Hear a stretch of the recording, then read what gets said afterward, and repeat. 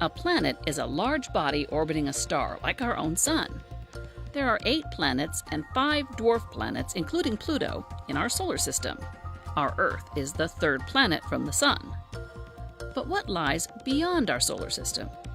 Are there other planets out there? And if there are, is there life on any of those planets?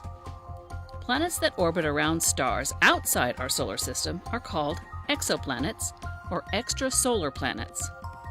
Scientists found the first exoplanet that orbited a sun-like star in 1995. That planet was named 51 Pegasus.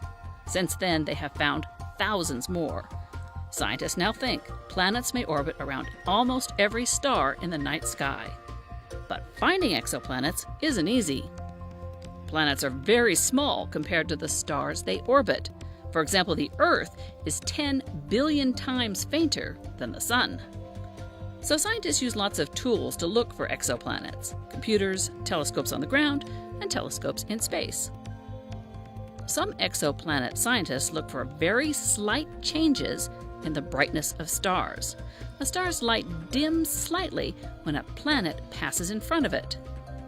Astronomers measure these tiny wobbles of the light from a star against stars in the background to find a planet.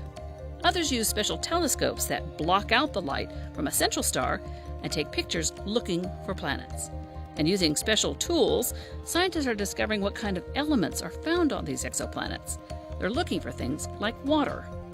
Scientists think that 1 in 10 sun-like stars have Earth-sized planets that orbit in a zone where life could exist. That area is called the habitable zone. It's called that because, like Earth, it's not too close to the star, which would make it too hot for life, or not too far away from the sun, which would make it too cold. One exoplanet, Gliese 581g, is about 20 light-years away from Earth. Its orbit around its sun is in the habitable zone. Scientists are also very interested in looking at the atmosphere of exoplanets. Earth's atmosphere has things like oxygen, water vapor, and methane. Those things are there because plants create oxygen, large bodies of water give off water vapor, and cows and other livestock fart and burp methane. Knowing what's in an atmosphere can be an indication of what life can be found on the planet. And some scientists are even looking in places where planets are just forming. It's all a lot of work. There could be billions of Earth-sized planets in our galaxy alone, so the search is on.